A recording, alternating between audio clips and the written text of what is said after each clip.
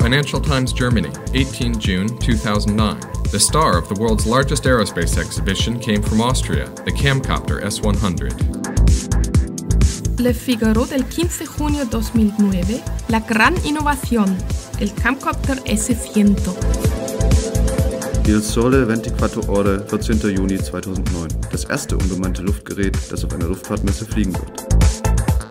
Di Presse, 15 giugno 2009. Il Camcopter S-100, l'unico drone che va a decolare al Salone Aerospaziale.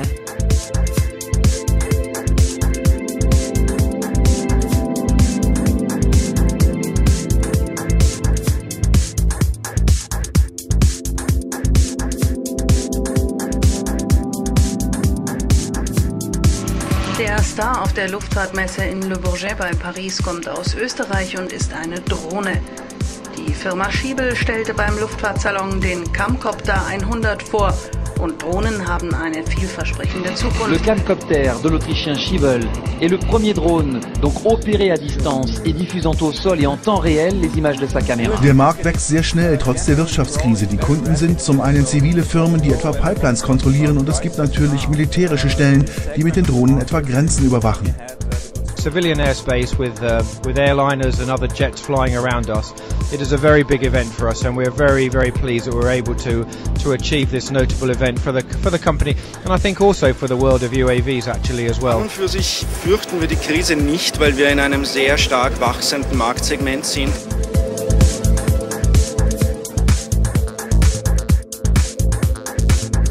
This is the first time a UAV or a drone has been flown at the Paris Air Show. Avoir une première au salon du Bourget, c'est vrai qu'une bonne partie des efforts des concepteurs de machines volantes aujourd'hui se tournent vers ce qu'on appelle les drones.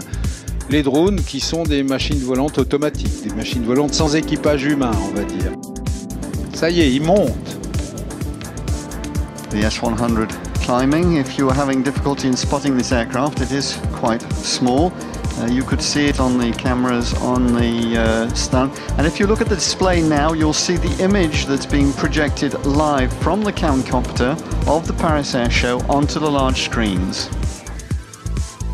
Camcopter's powered by a single engine, developing a very modest 55 horsepower, but more than adequate for the missions to be performed by this machine.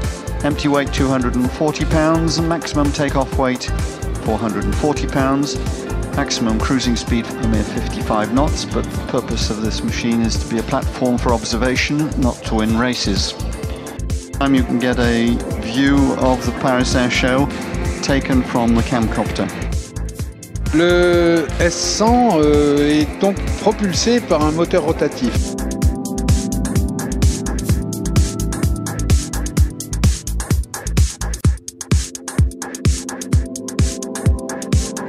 Erstmals überhaupt flog in Le Bourget ein unbemanntes Luftfahrzeug, der Camcopter S-100,